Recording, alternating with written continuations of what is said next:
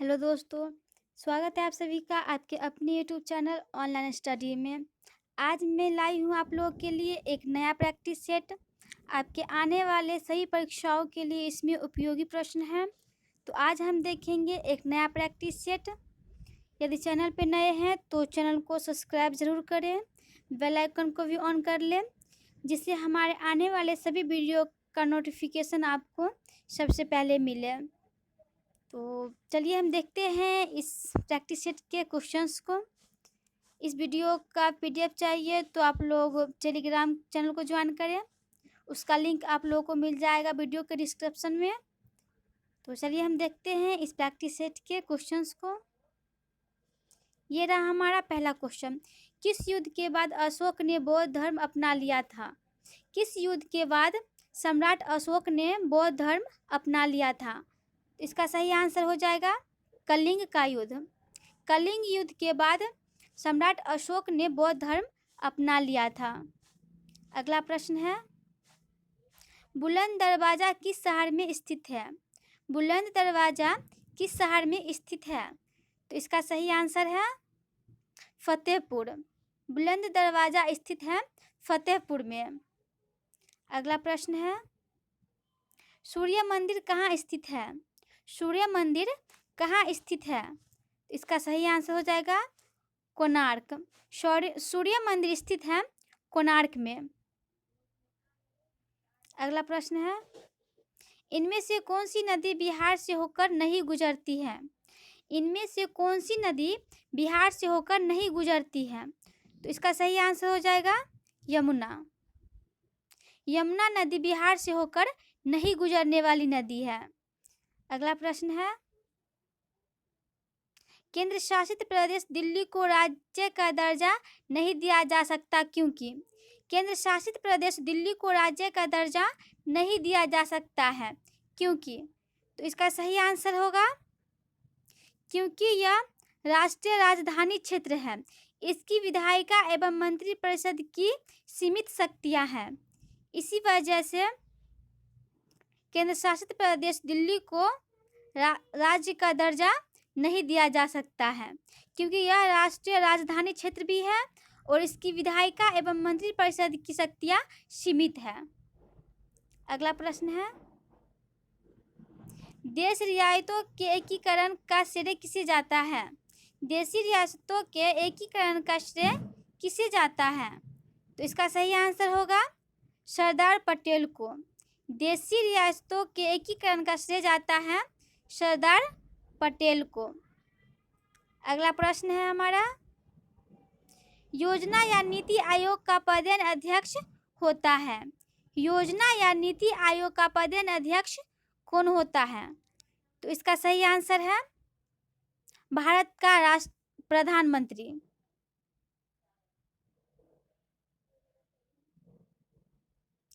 योजना या नीति आयोग का पदेन अध्यक्ष होता है भारत का प्रधानमंत्री। योजना या नीति आयोग का पदेन अध्यक्ष होता है भारत का प्रधानमंत्री।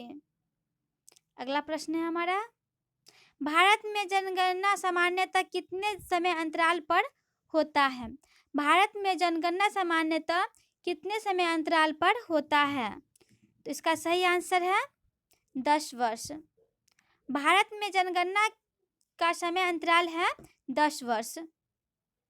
अगला प्रश्न है, इनमें से कौन भारत के चुनाव में भाग नहीं लेता? इनमें से कौन भारत के चुनाव में भाग नहीं लेता है? तो इसका सही आंसर है विधान परिषद। भारत के चुनावों में विधान परिषद भाग नहीं लेता है। अगला प्रश्न है, संयुक्त राष्ट्र अमेरिका के राष्ट्रपति का आधिकारिक निवास स्थान का नाम है? संयुक्त राष्ट्र अमेरिका के राष्ट्रपति का आधिकारिक निवास स्थान का नाम क्या है? संयुक्त राष्ट्र अमेरिका के राष्ट्रपति का आधिकारिक निवास स्थान का नाम है white house. Option number A होगा राइट आंसर। अगला प्रश्न है, निम्नलिखित में से किस त्योहार में सूर्य देवता की पूजा की जाती है? निम्नलिखित में से किस त्योहार में सूर्य देवता की पूजा की जाती है?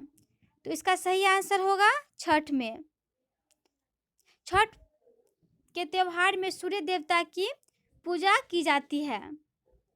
अगला प्रश्न है, डूरंड कप किस खेल से संबंधित है? डूरंड कप किस खेल से संबंधित है? तो इसका सही आंसर है फुटबॉल। डूरंड कप का संबंध है फुटबॉल खेल से। अगला प्रश्न है, निम्नलिखित में कौन अधातु नहीं है? निम्नलिखित में कौन अधातु नहीं है? तो इसका सही आंसर है एल्यूमिनियम। एल्यूमिनियम एक अधातु नहीं है। कार्बन, सल्फर और नाइट्रोजन एक अधातु है। अगला प्रश्न है हमारा, सबसे बड़ा जीवित स्तनधारी जीव है? सबसे बड़ा जीवित स्तनधारी जीव कौन है? तो इसका सही आंसर है नीली व्हेल। सबसे बड़ा जीवित स्तनधारी जीव है नीली व्हेल। वैश्विक लोकतंत्र सूचकांक में भारत को कौन सा स्थान मिला? वैश्विक लोकतंत्र सूचकांक में भारत को कौन सा स्थान मिला? तो इसका सही आंसर हो जाएगा 51। वैश्विक लोकतंत्र सूचकांक में भारत को स्थान मिला है 51 नंबर का। अगला प्रश्न है, किस राज्य सरकार द्वारा 21 दिनों में रेपिस्ट को फांसी दिए जाने को लेकर कानून बनाने हेतु एक प्रस्ताव मंजूर किया गया है? क्वेश्चन नंबर 17, किस राज्य सरकार द्वारा 21 दिनों में रेपिस्ट को फांसी दिए जाने को लेकर कानून बनाने हेतु एक प्रस्ताव मंजूर किया गया है? तो इसका सही आंसर हो जाएगा आंध्र प्रदेश। आंध्र प्रदेश सरकार द्वारा 21 दिनों में रेपिस्ट को फांसी दिए जाने को लेकर एक प्रस्ताव को मंजूरी दी गई है। अगला प्रश्न है, भारतीय न्याय प्रणाली के संबंध में टाटा ट्रस्ट द्वारा इंडिया जस्टिस रिपोर्ट के अनुसार पूरे देश में लोगों को न्याय दिलाने के मामले में अग्रणी राज्य है। इसका सही आंसर है महाराष्ट्र। अगला प्रश्न है, बालवा उपन्यास किसके द्वारा लिखा गया है? बालवा उपन्यास किसके द्वारा लिखा गया है? इसका सही आंसर है सलमान रश्दी। बालवा उपन्यास लिखा गया है सलमान रश्दी के द्वारा। अगला प्रश्न है, स्वराज मेरा जन्मसिद्ध अधिकार है का नारा किसने दिया था? स्वराज मेरा जन्मसिद्ध अधिकार है का नारा किसने दिया था? तो इसका सही आंसर है बाल गंगाधर तिलक। स्वराज मेरा जन्मसिद्ध अधिकार है का नारा बाल गंगाधर तिलक के द्वारा दिया गया था। अगला प्रश्न है, निम्न में से कौन खरीफ फसल है? निम्न में से कौन खरीफ फसल है? तो इसका सही आंसर है चावल। चावल एक खरीफ फसल है। अगला प्रश्न है, निम्नलिखित में से कौन सा व्यक्ति भारत में हरित क्रांति में प्रमुख योगदान के लिए जाना जाता है? 22 नंबर का क्वेश्चन है, निम्नलिखित में से कौन सा व्यक्ति भारत में हरित क्रांति में प्रमुख योगदान के लिए जाना जाता है? तो इसका सही आंसर है Benjamin Franklin. Benjamin Franklin Bharat में हरित क्रांति में प्रमुख योगदान के लिए जाने जाते हैं। अगला प्रश्न है, निम्नलिखित में से किसको ब्रेड को मुलायम बनाने के लिए प्रयोग किया जाता है? निम्नलिखित में से किसको ब्रेड को मुलायम बनाने के लिए प्रयोग में लाया जाता है? इसका सही आंसर है ईस्ट। ब्रेड को मुलायम बनाने के लिए ईस्ट का प्रयोग किया जाता है। अगला प्रश्न है, डायनेमो का कार्य है। डायनेमो का कार्य क्या है? तो इसका सही आंसर है यांत्रिक को विद्युत ऊर्जा में बदलना। यांत्रिक ऊर्जा को विद्युत ऊर्जा में बदलने का कार्य करता है डायनेमो। अगला प्रश्न है 25 नंबर का, एनीमिया रोग शरीर में निम्नलिखित में से किस पदार्थ की कमी से होता है? एनीमिया रोग शरीर में किस पदार्थ की कमी से होता है? तो इसका सही आंसर है लोहा। आयरन की कमी से एनीमिया रोग होता है। अगला प्रश्न है, मधुमेह रोग किसकी कमी के कारण होता है? मधुमेह रोग किसकी कमी के कारण होता है? तो इसका सही आंसर हो जाएगा इंसुलिन। मधुमेह रोग होता है इंसुलिन की कमी के कारण। अगला प्रश्न है हमारा, निम्नलिखित में से कौन सा रक्त समूह सर्वग्राही है? निम्नलिखित में से कौन सा रक्त समूह सर्वग्राही है? तो इसका सही आंसर है ए बी। ए बी रक्त समूह सर्वग्राही है और ओ रक्त समूह सर्वदाता। ए बी सर्वग्राही एवं ओ सर्वदाता।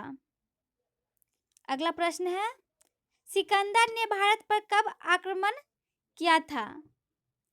सिकंदर ने भारत पर कब आक्रमण किया था? तो इसका सही आंसर हो जाएगा 326 ईसा पूर्व। सिकंदर के द्वारा भारत पर आक्रमण किया गया था 326 ईसा पूर्व में। अगला प्रश्न है, विश्व रेडियो दिवस कब मनाया जाता है?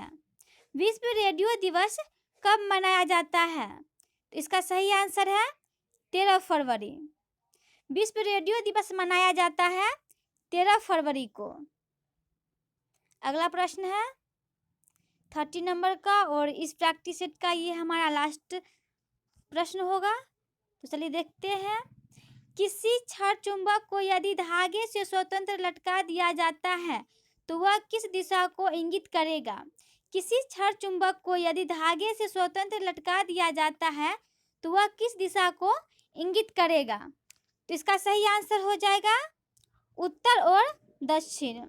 किसी छड़ चुंबक को यदि धागे से स्वतंत्र रूप से लटका दिया जाता है तो वह उत्तर और दक्षिण दिशा को इंगित करेगा। ये हमारा इस प्रैक्टिस सेट का लास्ट क्वेश्चन था। तो हम मिलेंगे आप लोगों से एक नए प्रैक्टिस सेट के साथ, कुछ नए प्रश्नों के साथ, जो आपके आने वाले रेलवे, आरआरबी, एनटीपीसी के लिए उपयोगी होगा। यदि चैनल पे नए हैं तो चैनल को सब्सक्राइब जरूर करें, बेल आइकन को भी ऑन कर लें। तो चलिए हम मिलते हैं आप लोगों से एक नए प्रैक्टिस सेट के साथ।